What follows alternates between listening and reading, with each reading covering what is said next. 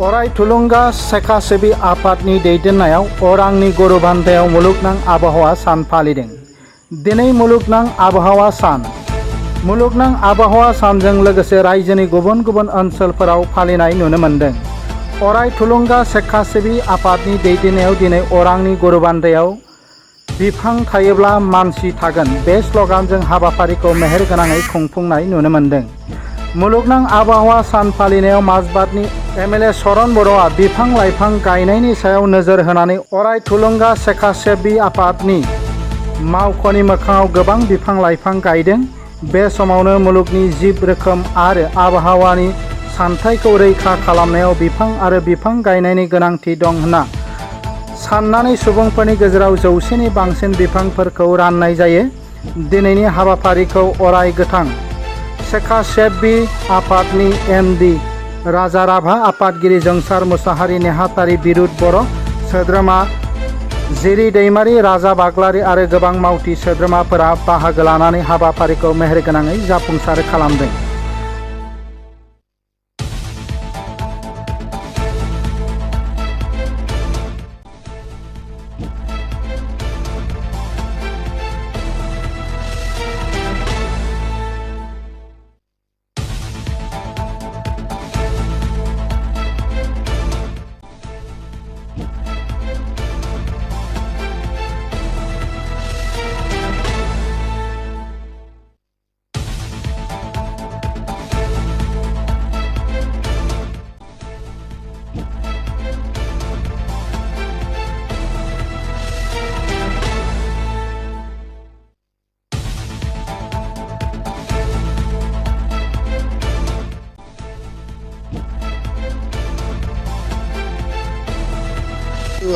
जोङो 2021 निफ्रायनो world environment डेखौ जों सेलेब्रेट खालामबोबाय थादों आरो सेलेब्रेट खालामनायजों लोगोसे जोङो दंफां बिफां लाइफांफोर जोङो गायबोदों आरो जोङो फ्रि सेपलिंस दंफां फुलि जों बिखौबो जोंनि एनजिअ'आव थानाय जाय खेथियकफोर बा मेम्बार्सफोर जों बिथांमोननो जोङो राननानैबो होयो आरो जों बेयाव बेसिकेलि जोङो गुरुत्त' होदों मेडिसिनेल बिफांफोर जेरै आमलखि, बेल, अर्जुन, सिलिखा बेफोर निम बेफोर दंफांफोरखौ जोङो राननानै होयो आरो जों गायोबो।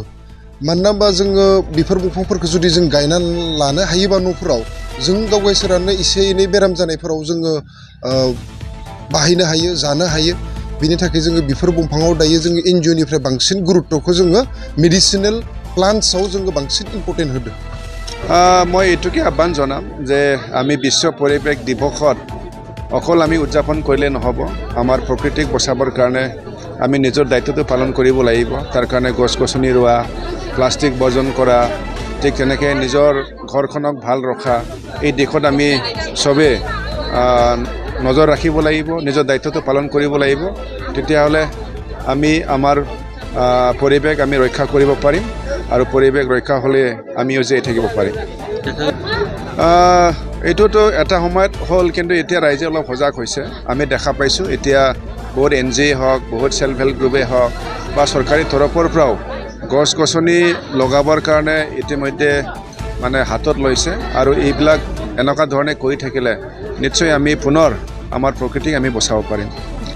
অৰাই থুলুংগা NGO আমাৰ আজিলৈকে আমি 3 বছৰ হ'ল, সিটোৰ পৰাই আমি ৱৰ্ল্ড এনভাইৰনমেণ্ট ডেটো আমি পালন কৰি আছোঁ, যাতে আমি এৱাৰনেছ দিব পাৰোঁ চবকে যে যোনে যোনে গছ কাটি কিনি যিবিলাক নিজকে চলাই আছে সিহঁতক আমি কৈ আছোঁ এতিয়া সিহঁতে কাটাৰ পিছত পাঁচটা গছ ৰুবৰ কাৰণে আমি ৰিকুৱেষ্ট কৰিছোঁ অৰাই থুলুংগা NGO'ৰ পৰা।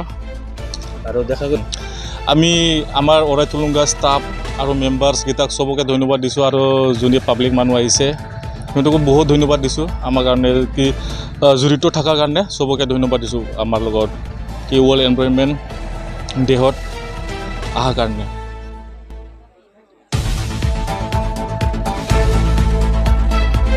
माजबाटनिफ्राय जतिनाथनि रिपर्ट NBT लाइभ।